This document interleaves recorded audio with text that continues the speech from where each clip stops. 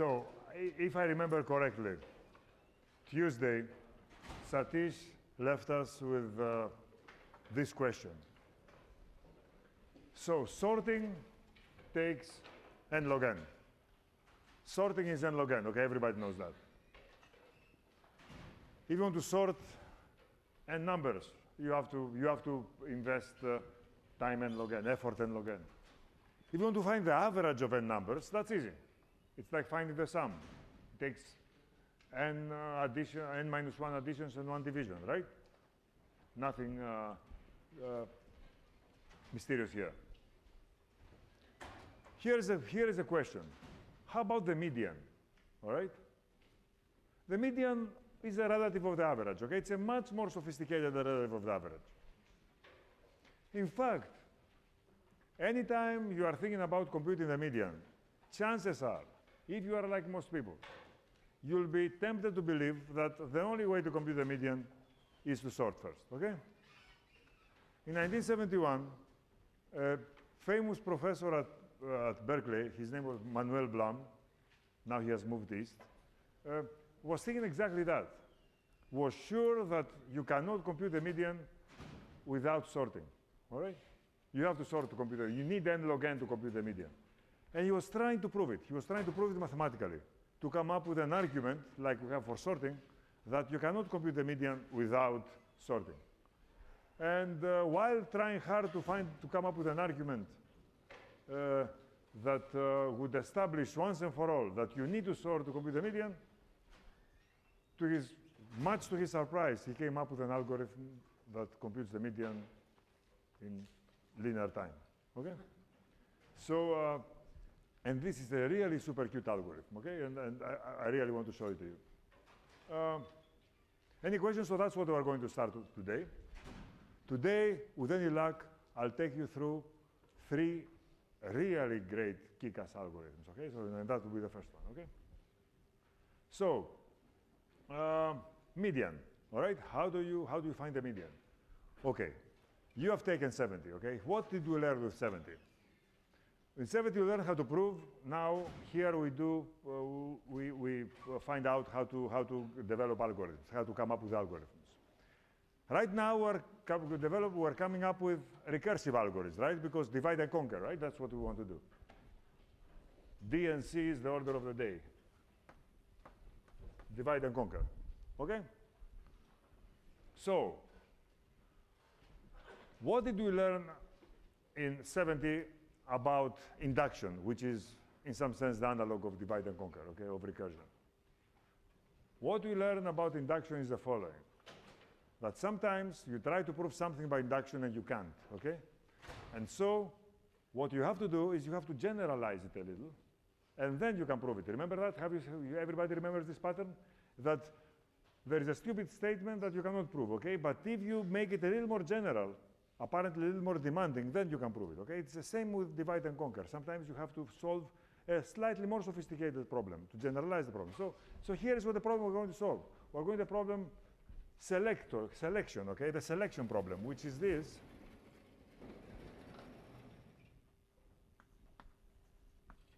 Select AK.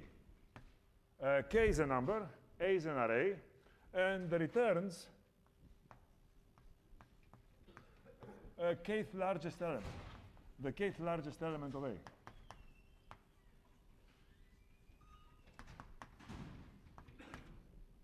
Okay? So, in order to be able to find the median, which is the n over 2 th largest element, we have to find out how to, okay, we have to come up with a more general algorithm. Okay, that's no surprise. Okay, this happens a lot. So the only question is, how do you do this? All right?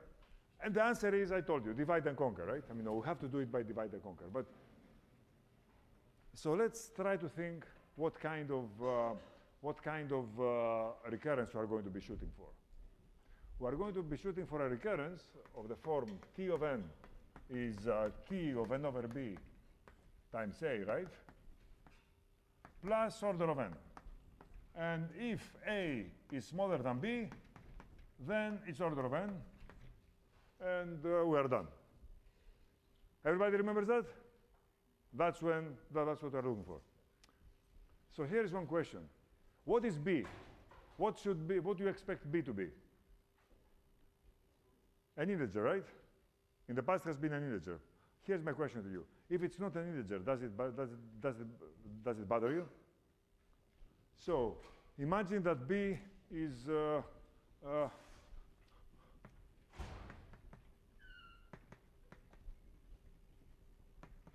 suppose B is not an integer. It's something like 1.5, okay? It's still A is less than B, okay? Is this a problem? No problem.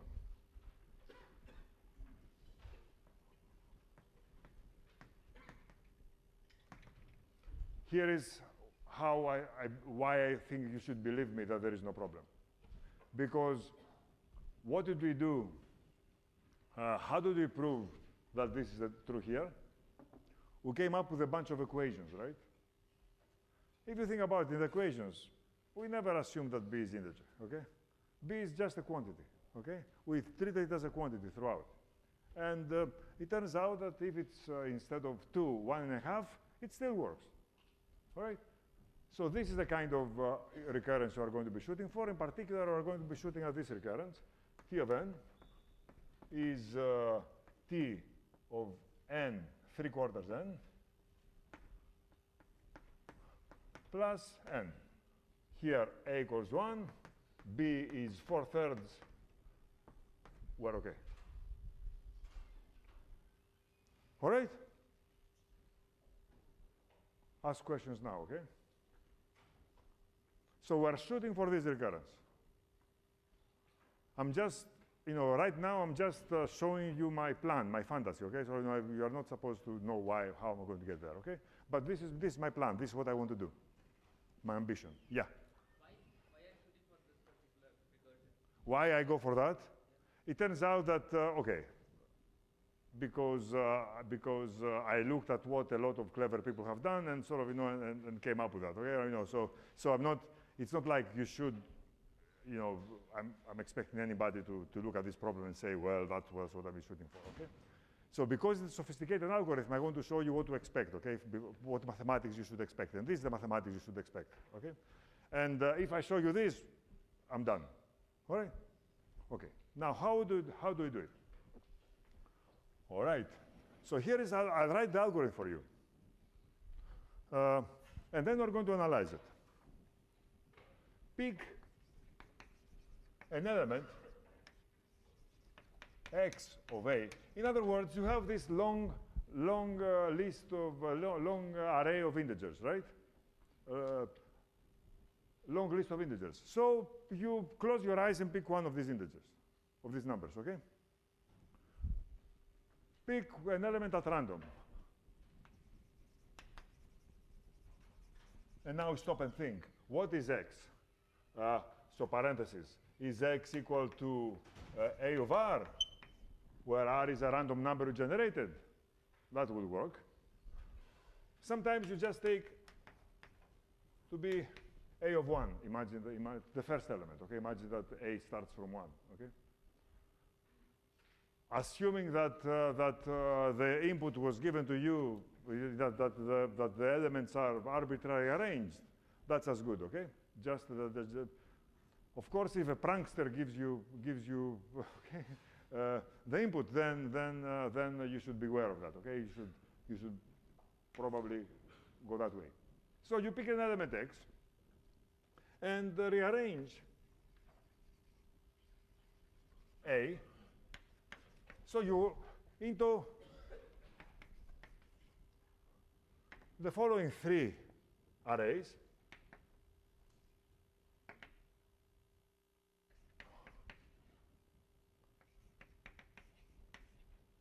The first p elements of the array are the ones that are smaller than x. P could be 0, okay, because x is the smallest element. So that A equal is all those contains all elements that are less than x. A equals is A from p plus 1 up to q, contains all elements equal to x, And A greater than A from q plus 1 up to n contains all elements greater than x. Okay?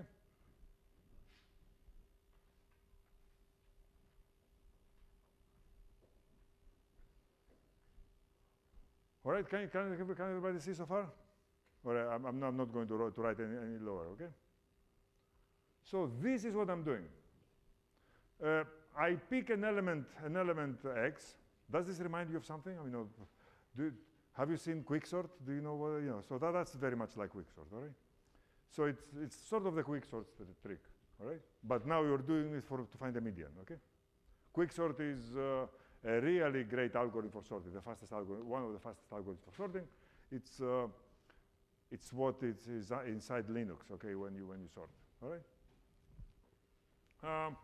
Okay, so that's what you do, and yeah.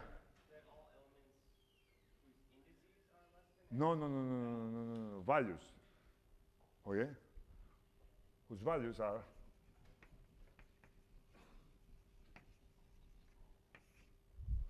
Is this clear? So basically, you close your eyes and you pick an element from the list, okay, from the array, and you are going to use this element as a yardstick, okay? You are going to separate all elements in the array into 3 classes: the ones that are equal to it, the ones that are less than it, and the ones that are greater than it, okay? And you are going to put them into different segments of A, all right? Now, of course, I know you have to write a few lines of code to do this, all right? But everybody believes it can be done? And how much time does it take to do this? Order of n time. Thank you. Okay, so that's order of n. Anybody wants to elaborate a little more why it's order of n? Because basically what you do, you go through, you take your yardstick and you go through, so what is this? It's smaller, okay? I put it in the smaller bag. What is this? Okay? It's equal, okay? I put it in the equal bag, okay? So you go through ones, and then you have bags, and you arrange them, the first bag on the left, the second bag in the middle, the third bag on the right. End of story, okay? Linear time. And if you are super smart and super stingy when it comes to memory, you can do it without using extra memory, okay? You don't need the bags, okay? It turns out. But then you have to really write some killer code, okay? All right? Okay. But we can do that. Now what, okay? Turns out, now we have solved our problem, okay? We can recurse. Now what we have to write, continuing, we have to write the following. You see, I now have these 3, I have, perhaps not to scale, okay? I have rearranged this way. And now I take my k, all right? And I say, where is k? Is k here? Is k here? Or is k this? Right? In particular, you say, if k is less than or equal to p, return select k of the first list.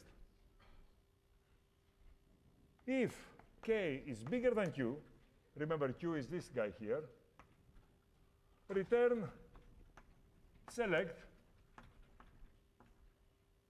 k minus q a greater. Otherwise, return what? X. Right? Right?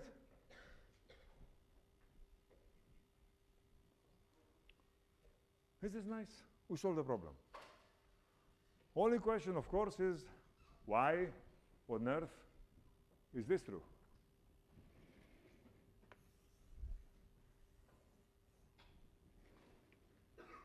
If you think about it, it's not. All right? Because if a prankster gives you the X, okay, every time, okay, if your worst enemy, okay, the person who wants to embarrass you, okay, gives you the X every time, then what happens? Then, basically, this will have one element, this will have no elements, and everything will be there, okay? So basically, you did not divide, and you certainly did not conquer, all right? So my argument will have to be probabilistic, okay? Will have to be, that if randomization is as it should be, then we're okay, all right? Okay. And here comes where this mysterious 3/4 of n comes from. Are there any questions? Yeah. What is? A. K. Okay. K.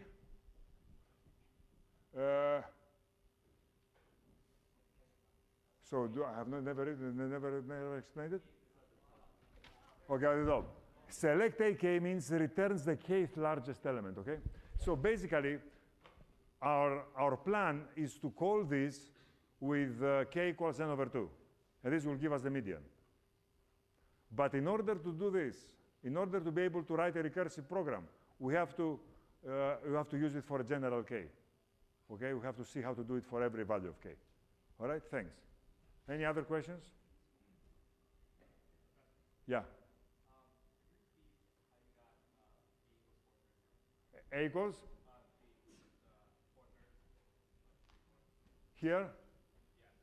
So all I'm saying is that this equation is that equation where A equals 1 and B is 4/3. Because I'm saying that T of n is T of n divided by 4/3, right? Okay? Clear? Okay. Yeah.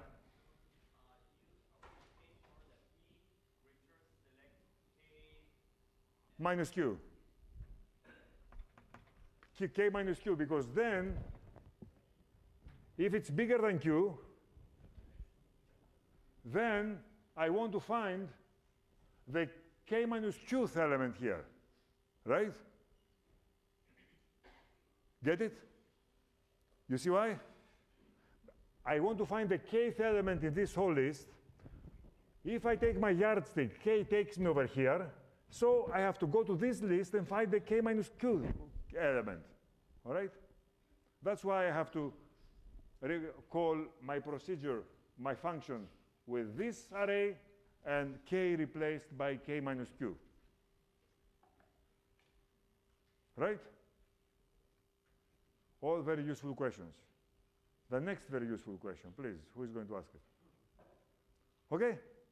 So, all I have to do is one thing now. Convince you that this thing applies, all right? Here's how I'm going to do it, all right? Actually, every time you are trying to come up with an algorithm, an analysis, sophisticated analysis of an algorithm, it helps you sometimes to visualize the solution, okay? Suppose that you had the solution, all right? Suppose in particular that you had, this is a sorted array, okay? And we divide the sorted array into two parts, the outliers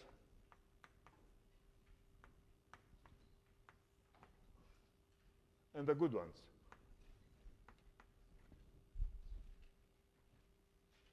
Okay? So basically, the elements of A, we arbitrarily divide them into outliers, which means that they are either the smaller quartile or the radial quartile, okay? Or the good ones, which are the middle quartiles, okay? 25%. Between 25% and 75%, yeah.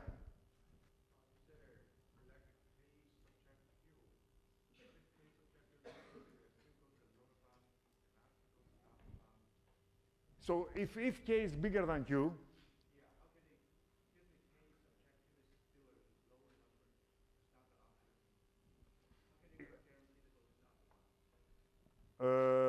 we don't have to guarantee anything. We have to do the right thing. And the right thing here, once we know that our element is on this side, you don't guarantee. You just go through all possible cases. So if K is bigger, smaller than P, you do this.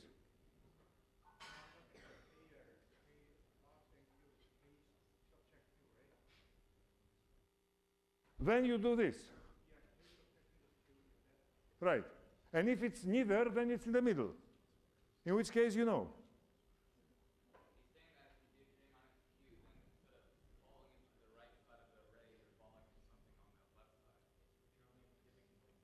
So we know we have computed P and Q.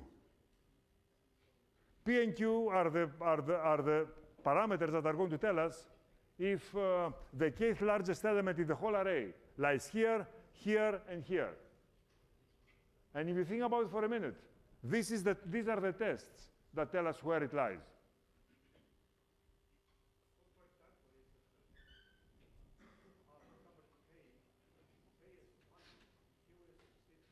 Yeah. If Q is 15, then K will be less than or equal to P, and it will never reach. Okay. Okay. So you already, it will end this way.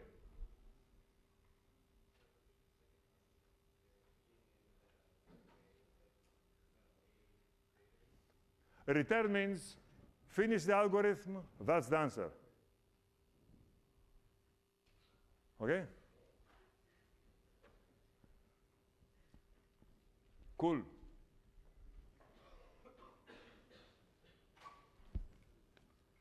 Is everybody with me now? Okay, the question is, how are we going to come to something like that? All right, so here's the trick. You imagine the solution, the sorted array. And you imagine that it's divided into two parts, the outliers and the good part, okay? And basically, here's what I'm saying. If X is good, right, then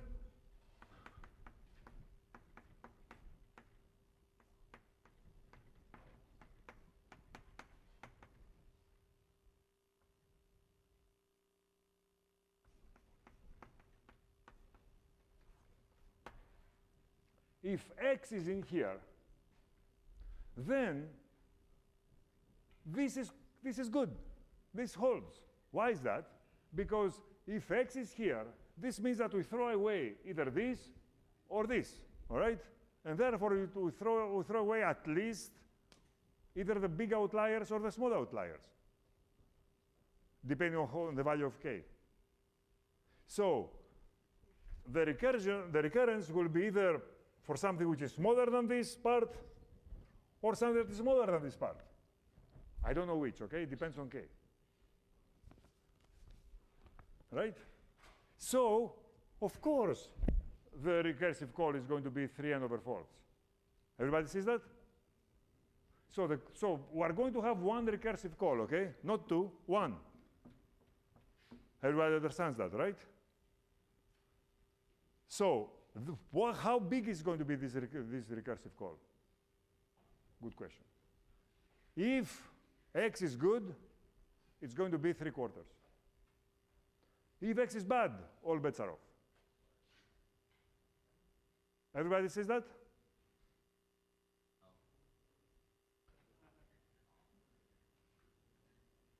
Okay. Yeah?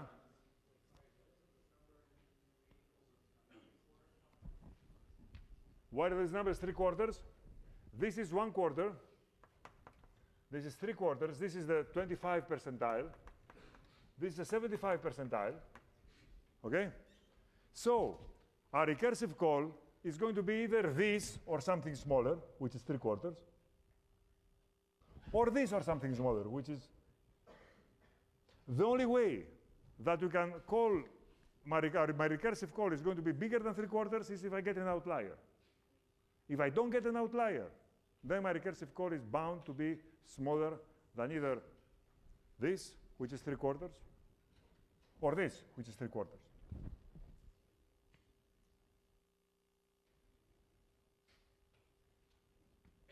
Okay.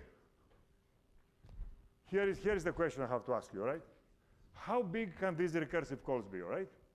We said, if x is a big outlier, they can be huge, okay? They can be essentially n, right?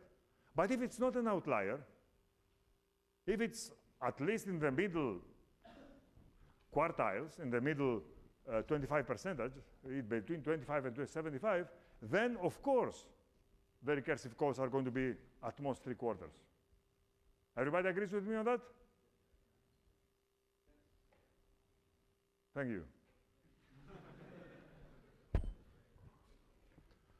So, but of course, unfortunately, I cannot guarantee that I'm not going to get an outlier.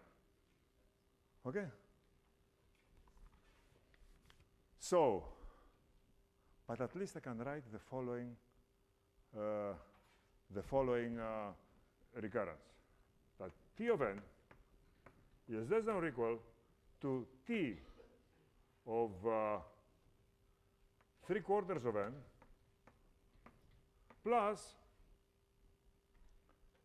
n, because that's how much each iteration takes me, times the number of times it will take me to recurse until I finally pick a good x.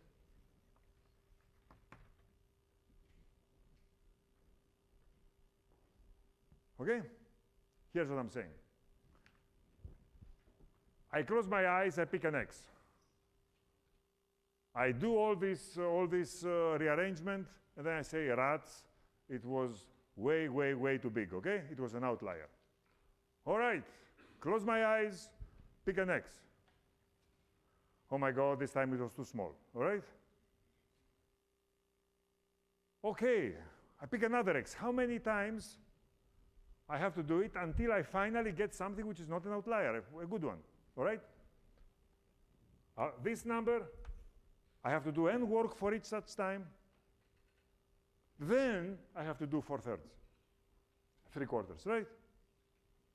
So this, I'm writing something extremely modest, all right? This inequality. Okay. Now comes the trick. Now that comes the fundamental CS70 insight, okay? Linearity of expectation. Remember that? Okay? If you have two random variables, you multiply them, okay? You shouldn't multiply the expectations. That's not correct, okay? If you divide them, you should divide the expectations. That's not correct. But if you add them or subtract them, that's fine. If you multiply them by a constant, that's fine. If you multiply them by a constant and then add them, that's good, all right?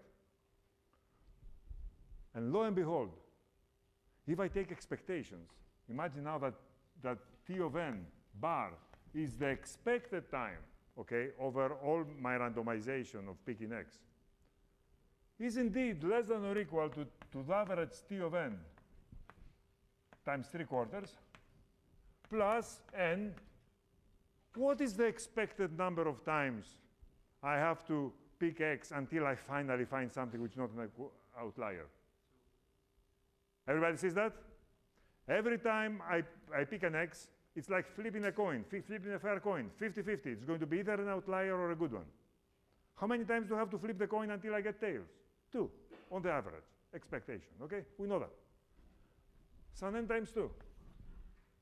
Oh, well, n, all right?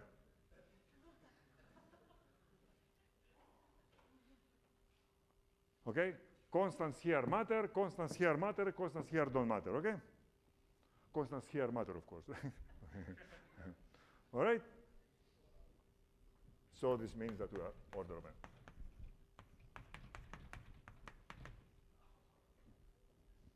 Why is that? Because for the average, for the expected case, for the expected complexity of my algorithm, for the expected number of operations my algorithm will take in order to find the median, more generally the kth largest element, this equation holds, all right? I can actually do everything because of the linearity of expectation, this magical trick in probability that allows us to do operations as long as they are linear operations with expectations. Everybody remembers that? We're done. Yeah? Remember the distribution of running times. Say you get unlucky, then you recurse, and then you get unlucky again. Yeah. Okay. So that's actually, you know, that's a fine question. It's we know that it's on that it's linear in expectation. I bet you that it's extremely concentrated. Okay, that's very good. All right, but it will take a lot of. I mean, I'm sure that people have done this analysis. All right, so you know, but it will take some sophisticated analysis to do that. Yeah. There is a better way. You want to hear a better way? You want to hear a deterministic way? Okay.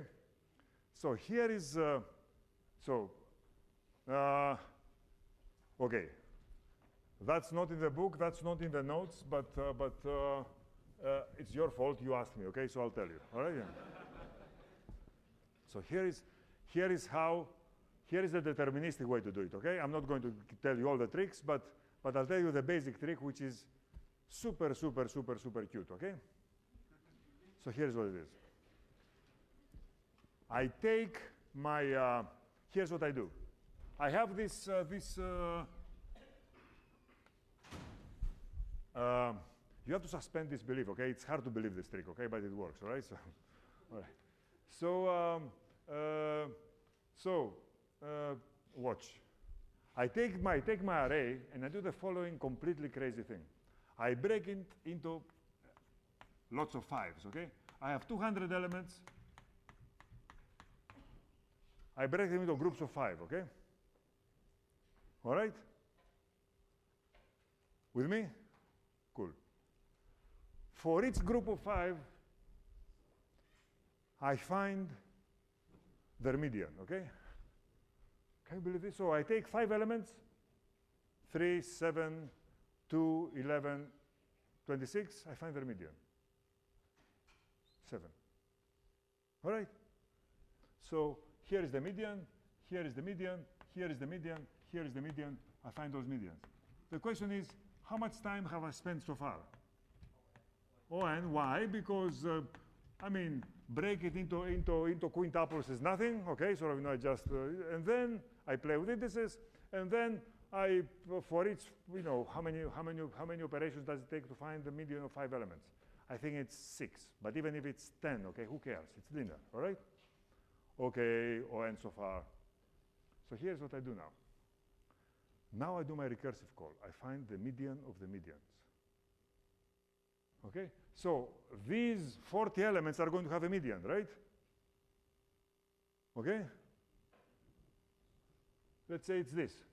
This is the median of the medians. Okay? Here's an amazing fact. The median of the medians is good. The median of the medians is no outlier. You want to see why? Everything is ON. Yes, because, sorry. No, it's not ON, but it's order of n over 5, right? Because I find t of n over 5. Because I'm applying my median to the medians. There are n over 5 medians. Right, exactly. So here is why the median of the median is never outlier, okay? Why? Because imagine these 5 elements sorted, okay? And these 5 elements sorted, and these 5 elements sorted, okay? All these quintuples sorted. And now sorted by median, okay? Okay, now I sort their medians. These guys are not sorted. And this is the median of the median, because he's in the middle, right? Is this amazing? This guy is bigger than all these. Sorry, is bigger than all these. And smaller than all these. Isn't he? So he's not an outlier.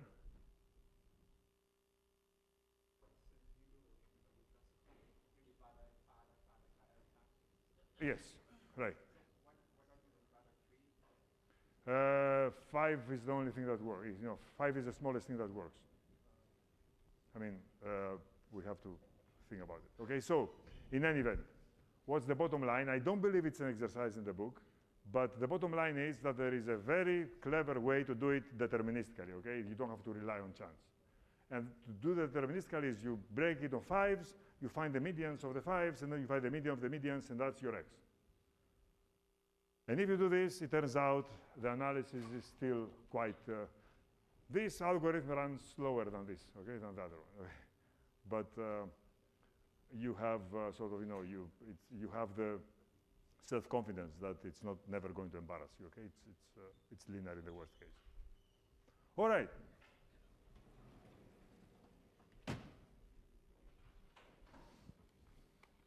Okay.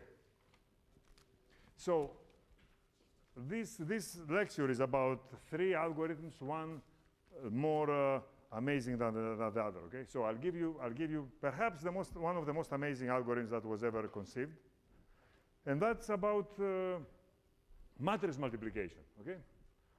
We learn how to multiply integers fast. Amazingly, there is a way to multiply matrices fast. Okay. So you want to do a matrix X n by n times a matrix y n by n to get a matrix Z, which of course n by n again. And remember the formula, Z, I, J, the typical element of this matrix, is the sum of overall k equals 1 to n of x ik times y kj. All right? Just reminding you. All right? Everybody remembers this?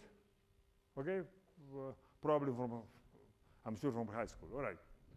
I don't know how many of you have thought about it. How many operations does it take? How many multiplications does it take to multiply these matrices? N cubed. Why is n cubed? Because for every element ij of which there are n squared in the resulting matrix, you have to do n multiplications because k goes from 1 to n. So it takes n multiplications, and n cubed minus n squared, it turns out, adds. But forget it. I mean, the answer is that n cubed is how many operations it takes to multiply matrices, okay? For the longest time, computer scientists and mathematicians were convinced that you cannot do better than that, okay? And then the following amazing thing happened. A German professor of mathematics, his name was Volker Strassen,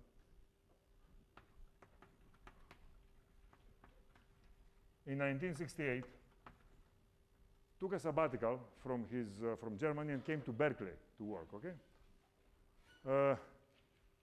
Notice, that's Berkeley 1968, okay? So have you seen this film, Berkeley in the 60s, okay? It was a really wild time, okay? But this guy was thinking, okay? He was thinking about matrix multiplication, all right? So, you know, he sort of didn't pay attention, you know? And he found an amazing divide and conquer way to multiply matrices, which I find extremely surprising because in 1968 in Berkeley, when the order of the day was unite and resist, he was doing divide and conquer, okay? Okay, so let me show you his method, okay? His method is the following. He took x and he broke it into A, B, C, D, okay? So x is n by n, okay? He broke it into 4 n over 2 times n over 2 submatrices, okay? call them A, B, C, and D.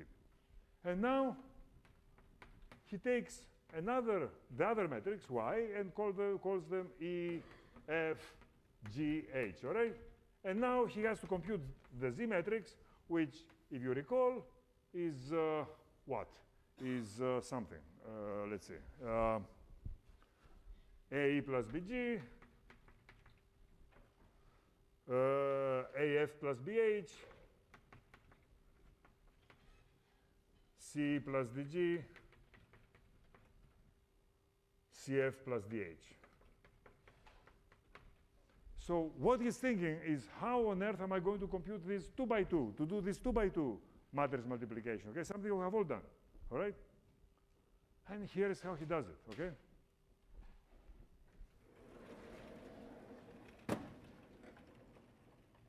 Does it this way. And watch what happens. T of n is the time required to multiply n by n, 2 n by n matrices, T of n, okay? Is what? You multiply many Tn over 2 by Tn over 2 matrices. How many multiplications do you have to do? Everybody sees that? 1, 2, 3, 4, 5, 6, 7, 8, right? 8 Tn over 2 plus how much other work do you have to do? Sorry? N. N. Not n, n square. Everybody sees why? Because you have to add matrices together. To add two matrices takes n square steps. You have to do these messy subdivisions, okay, so you know, to carry matrices away and so on. I mean, also to shuffle matrices around. So you need n square. Maybe 10 times n square or 20 times n square, but let's call it n square because we know that that doesn't matter. And this gives us that T of n is what? Is n to the, anybody remembers the formula? Okay? No, remembers, not look up, okay? So what's the formula? Help. What's the formula? It's the logarithm what? It's a logarithm. Am I right? Log what? Log based 2 of what? Of 8. Which is what? Oops. All right? So that's not the way to do it. Actually, that's the way to do it.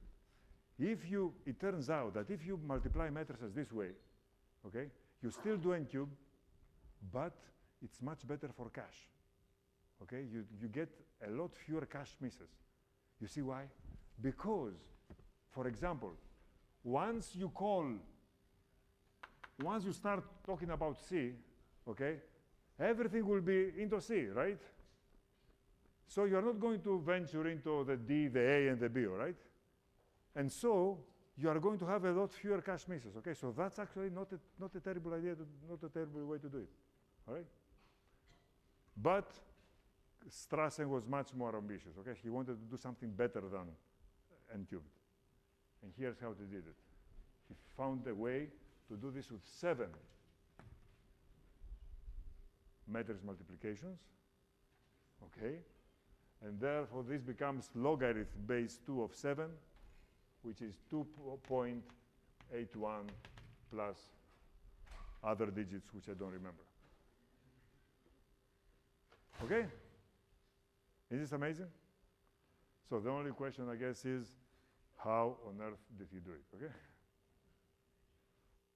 So I'll show you.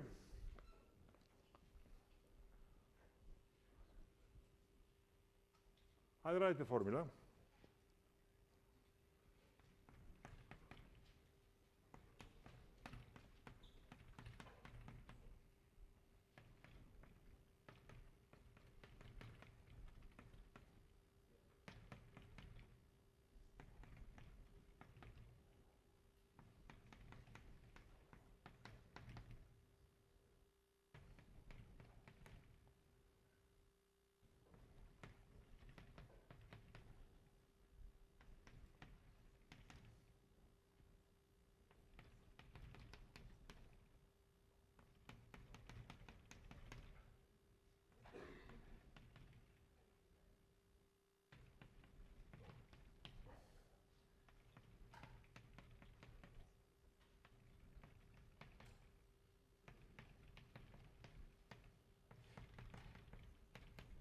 okay?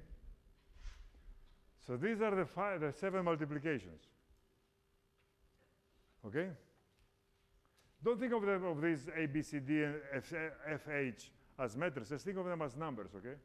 It turns out that if you do this, you can multiply 2 by 2 matrices as follows, that in the end of the day, x times y is nothing else but, so these 4 expressions are given by P5 plus P4 minus P2 plus P6, P3 plus P4, P1 plus P2, P1 plus P5, minus P3 minus P7. I have no idea how he found this, okay?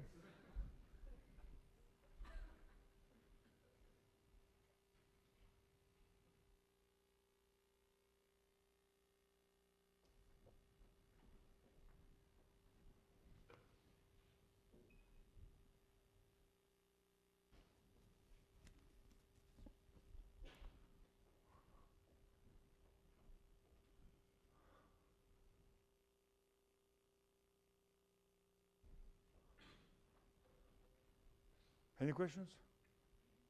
Besides, what was he smoking? how he found this?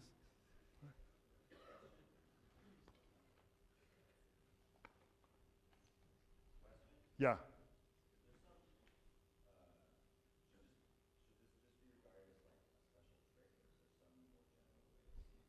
There are many, there are very general ways, okay? So, you know, there are, so since Strassen, there has been a whole field of mathematics dedicated to finding tricks like that. And now they have a way, sort of, you know, it's called tensor theory, okay? So, you know, that a high order linear algebra where they can see this. They can see through the tricks like that, okay? It hasn't become too easy, but you can see through tricks like that, okay? For example, they know that you can't do it with 6, okay? You need 7 for this, okay? And the point is that after Strassen, after 68, the last 45 years, people have been shaving little things out of the exponent. Right now, the matrix multiplication takes n to the 2.37 ... okay? So it has come quite a way down, all right? And there's been a sequence of at least 20 little improvements that have brought us here, okay?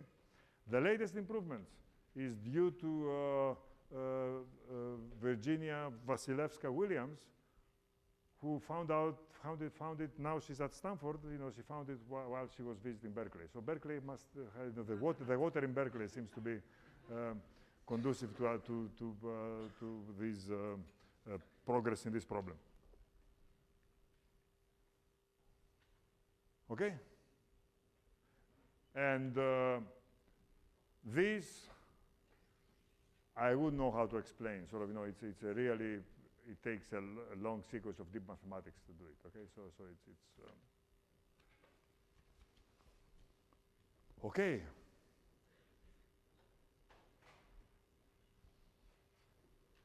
All right. So this algorithm, right? Believe it or not this, but Strassen's algorithm, then 2.81. People use it. Okay, it really speeds up matrix multiplication. Okay, it starts speeding it up quite. In other words, you don't have to go up to 1 billion by billion matrices to speed up. Okay, it starts when it's a few hundred. All right, you know, you are better off doing Strassen, and you are better off for 2 reasons. One of which is cache. The other one is that the number of multiplications also goes down. All right, you realize when you do this, when you write a recurrence like that. Okay. You have to say, if it's a small matrix, then do it the old way, right? In many instances, the most crucial decision of how fast your algorithm is going to be is when to stop, right? You know, when is small enough that you better do it the other way, okay? And this you find, you know, when does the Linux sort say, okay, let's do it in a stupid way. Let's do it with bubble sort now because it's, it doesn't pay to select elements. You know what I'm saying? So sometimes this is a very important decision, okay, that decides whether your algorithm will be fast or not. Okay? All right. So this is an algorithm that is used a lot. We're going to see a few algorithms in this class that are really used a lot. All right? The next algorithm I'm going to tell you I'm going to explain, is one of the most important algorithms we have today. Can you think what I'm talking about?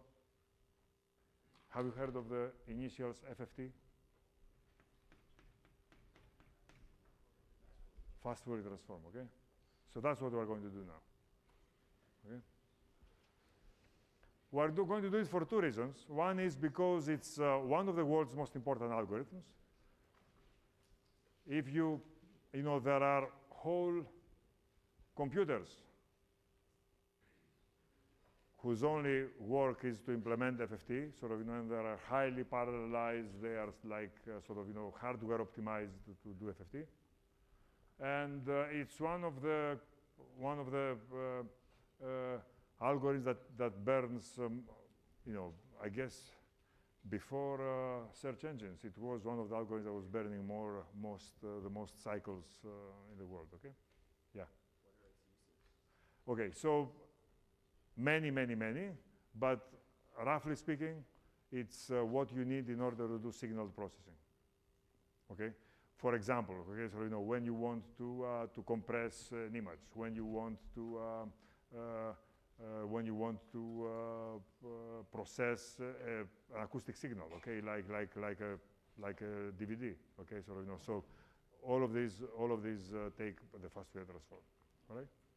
So, but let's start slowly. The FFT.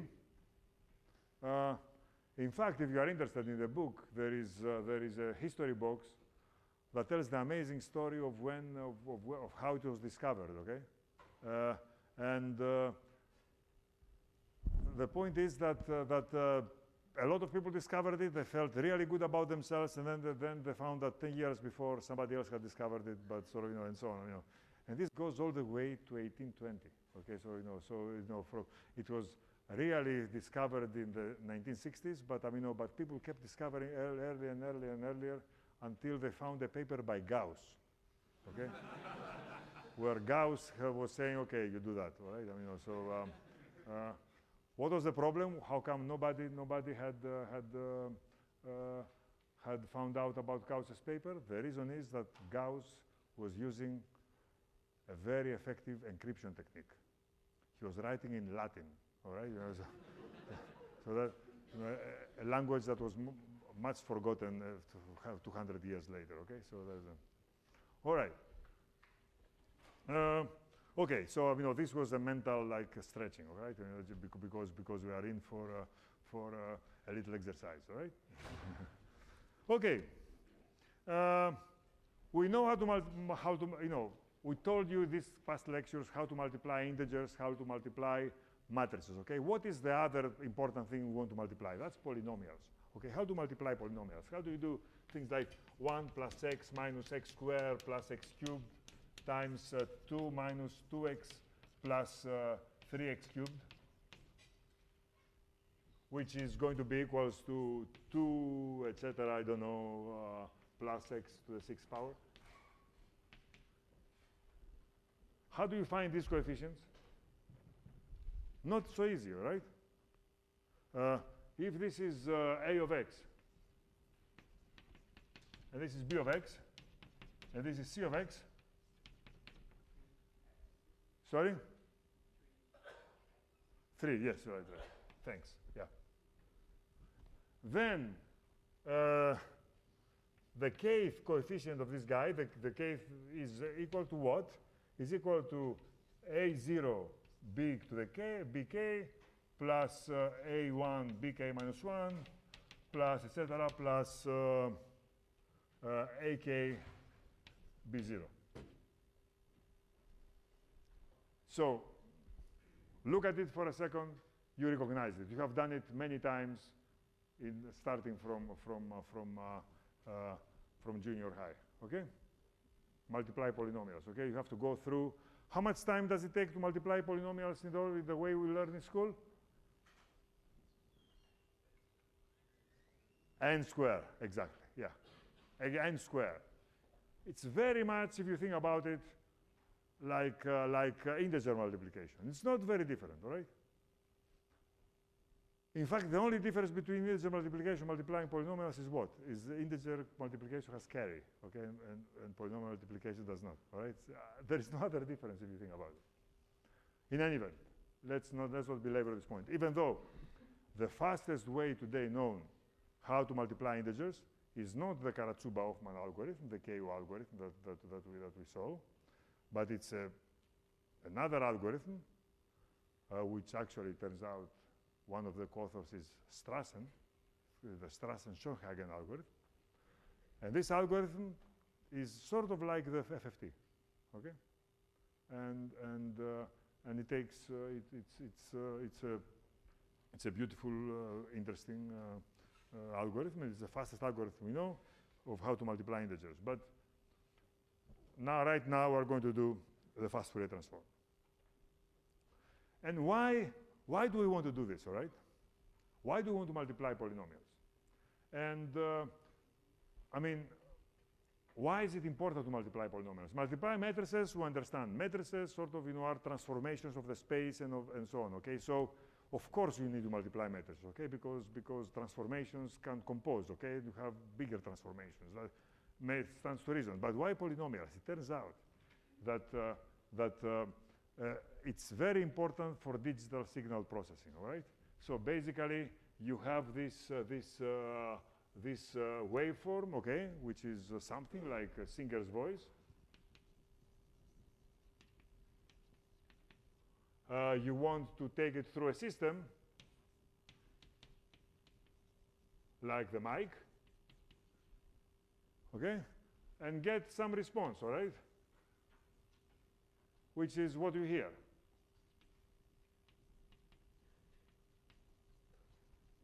Okay? And the point is that this is done, believe it or not, as follows. You take this thing and you digitize it, okay? You make it, you sample it so that it's data, okay? And then you take the system and you consider it also as a signal. That's the system response, it's called, okay? We can talk a lot about what it is, but if you have taken ECS20, you know about it, right? I mean, right? You have seen this, I guess. How many of you have taken the beginning? Okay. And then what you hear is going to be, believe it or not, the product of these two polynomials, okay? It turns out. Okay? And what is this? This is what the singer did. What is this? This is sort of the characteristic of the mic, okay? What is this? This is what you are going to hear, right? As long as the characteristic of the mic is linear, okay? That's why I didn't say what the guitarists strum on the guitar, because that's because the guitar is a highly nonlinear, okay? So this does not hold for guitars, okay? Right? But for mics, it's a good approximation. All right? Good.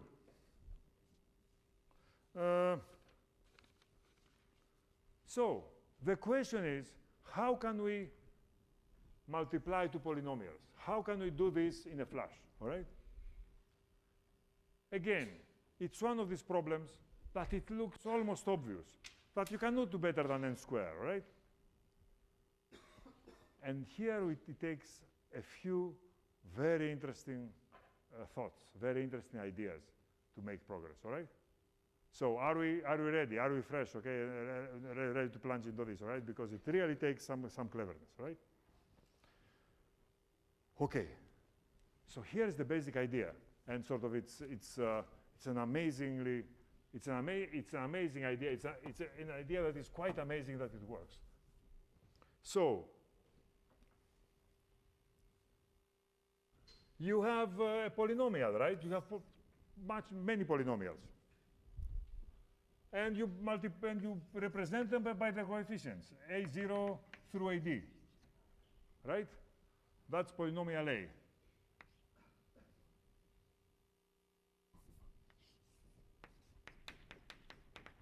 And that's called the coefficient representation, right?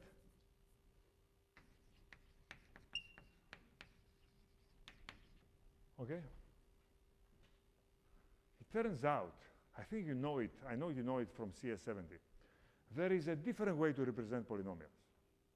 I have this polynomial I wrote up there of degree 3. What's another way of representing it? One is its 4 coefficients, all right?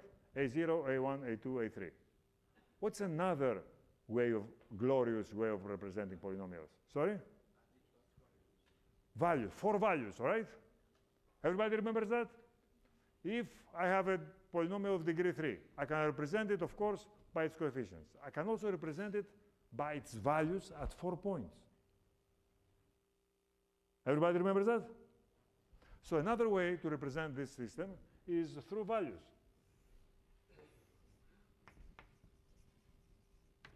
Which is by the a of x0, a of xd. So you pick d points, and you evaluate this polynomial at these d points. And these d points completely nail the polynomial, okay? There is nothing, no doubt now. Of course, to get back to the coefficients may be a terrible expedition, okay? But big adventure. But all right, we know that it's the same. And in some sense, this is called evaluation.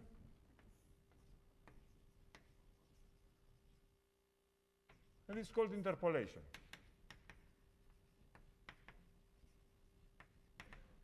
All right? And here is a very basic, mundane remark, all right? Here it is. That if we are here, it's easy to multiply polynomials. In fact, it's a pleasure to multiply polynomials here, right? See what I'm saying? Suppose that I give you the values of 2 polynomials at the same points. How do you find the values of their product? You just multiply them.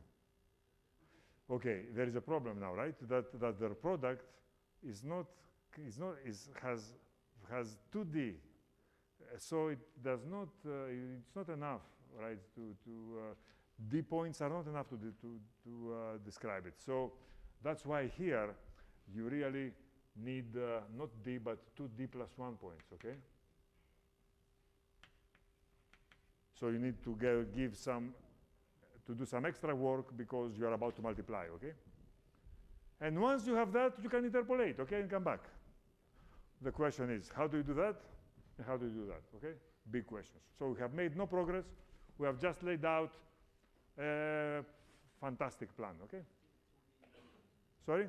2D plus 1.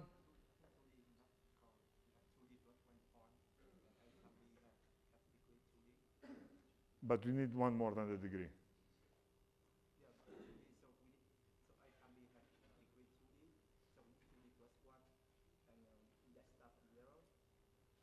But I mean, no, if the polynomial is going to be degree 2D, you need an extra point, right? Always. One more. Huh? Oh, I start at 0. Okay. Of course. Yeah, okay. Yes, sorry, yes. I think I'll die a Fortran programmer, sorry. Yeah, yeah, so that was my first language, all right. So, yeah, okay. Good. Thanks. Exactly. All right. So that's what we want to do. And the question is, the problem is we don't know how to evaluate, and of course we don't know how to interpolate. All right. So we have a long way to go. Okay. But at least we have a plan.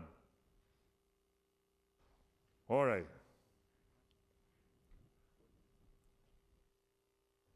Incidentally, I want to point out something. That what we have been doing now is a bunch of reductions, okay? 5 minutes ago, I argued that digital signal processing can be reduced to multiplying polynomials. Now I'm pointing out that multiplying polynomials can be reduced to evaluating and interpolating polynomials, okay? And now I'm going to tell you that these two operations can be done by reducing to the fast Fourier transform. So the fast Fourier transform is sort of the target of this long chain, all right? Parenthesis, okay? So that's meta-scientific. You know, it's just philosophy of science. And ordinarily, philosophy needs stars in the sky, okay? Right, and a lot of time, okay? All right. Okay. How to evaluate? So we are going to attack head-on this problem. How do you evaluate a polynomial? So we have this polynomial.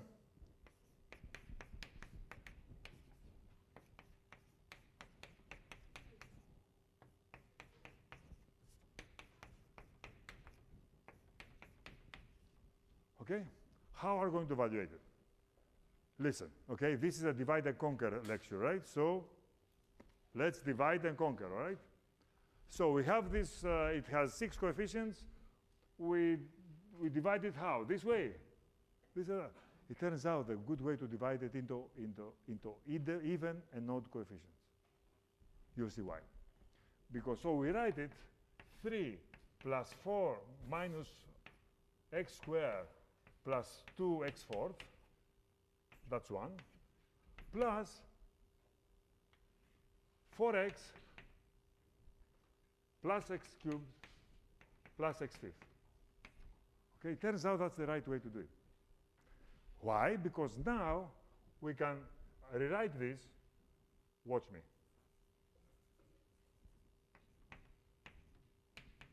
Right? I divide by x everything, right?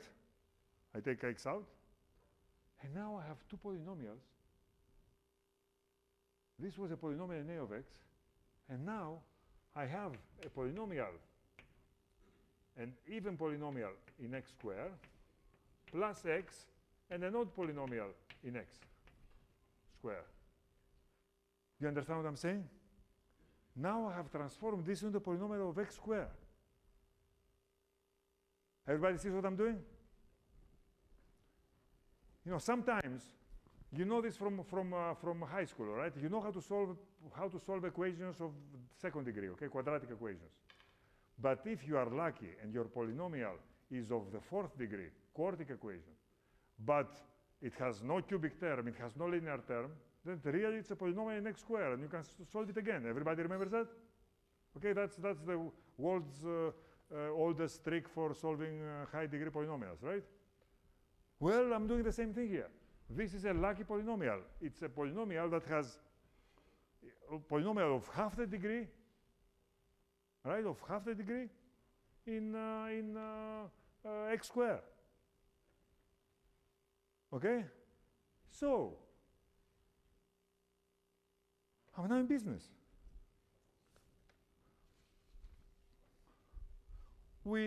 In order to compute this, all right, what do I have to do? Is I have to evaluate this polynomial, okay, in 3 points, okay, this polynomial in another 3 points, and then put them together. So what's my point? My point is this. In order to evaluate this polynomial in 6 points, why 6? Because it's 5 plus 1, right? That's what I need. I only need to evaluate this polynomial in 3 points, this polynomial in 3 points, and then put them together. Except that these 3 points, if they are, I don't know, x1, x2, x3, okay? Let's call them actually x1 square, x2 square, x3 squares, 3 positive numbers. These 6 points are going to be plus minus x1, plus minus x2, plus minus x3. I've done it. Okay? Why? Because these 6 points, if you square them, you get x1 square, x2 square, x3 square. If you multiply, if you evaluate this polynomial in x squared, you get essentially, you get exactly what you need. If you multiply this polynomial in the squares, you get exactly what you need. And then, by doing this trick, which takes linear time, you have evaluated the original polynomial in 6 points. You get it? You get 6 points. You pick 6 points to evaluate the polynomial. Of course, you have to pick the 6 points cleverly, okay? And in fact, very, very cleverly. So you pick them to be 3 pairs of plus minuses. That's allowed. Okay? Now their squares become 3 values. In these 3 values, you evaluate this polynomial, which conveniently is a polynomial in the square. And now, to do this, to find the original polynomial, to evaluate them in these 6 points, you have to do this operation. This is a number now, this is a number now. You have to do this small operation 6 times, n times.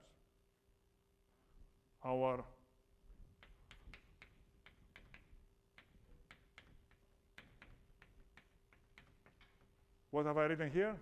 In order to evaluate a polynomial of degree 5 into 5 plus 1, 6 points, I have to evaluate 2 polynomials of degree, of points of my choice, of course. That's why I'm choosing them to be plus minus x1, x2, x3. What I have to do is evaluate 2 polynomials, one the even polynomial, one the odd polynomial, in n over 2 points. That's not 6, but 3. In fact, these particular points. And then I have to do n additional work, which is evaluate this 6 times, which is n times. Okay?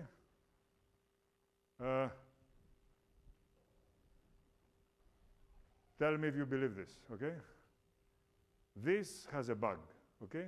And that's the last bug, okay? And once you fix this bug, which will be the beginning of the next lecture, we're done.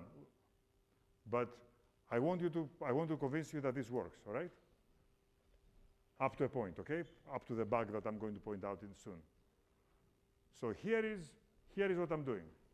I want to evaluate a polynomial of degree n minus 1, in this particular 5, so n is 3,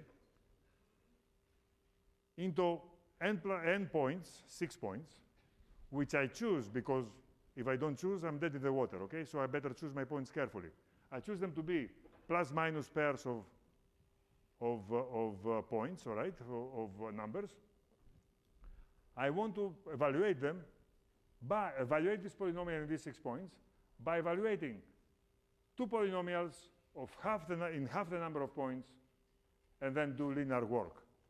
Easy. I split this polynomial into odd even parts. I write this polynomial as in this way.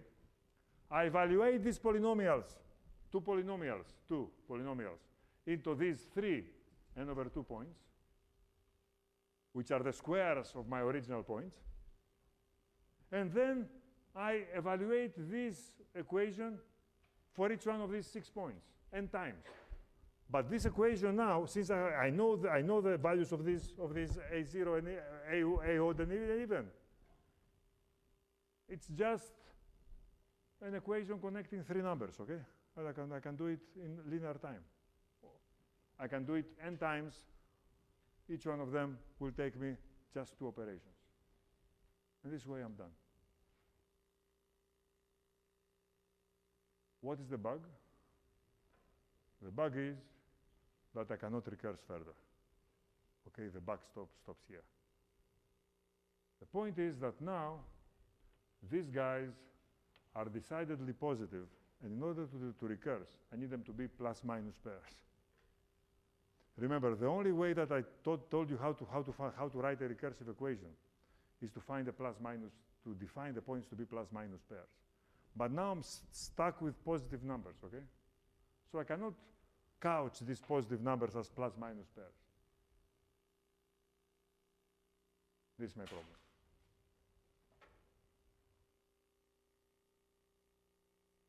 And as we know, when you have positive numbers, it's impossible to make them, to take their square roots and take plus minus, right? I mean, if you only have positive numbers, right? So, you see my point? Now, in order to recurse again, I must couch this as plus minus pairs. And the whole point is that I can't do that unless I use a trick from higher mathematics. What's this trick? Complex numbers. If these guys were complex numbers, maybe I could find a way to make them plus minus pairs, even though they're squares. Is everybody with me? Okay. So this is what we're going to see next time.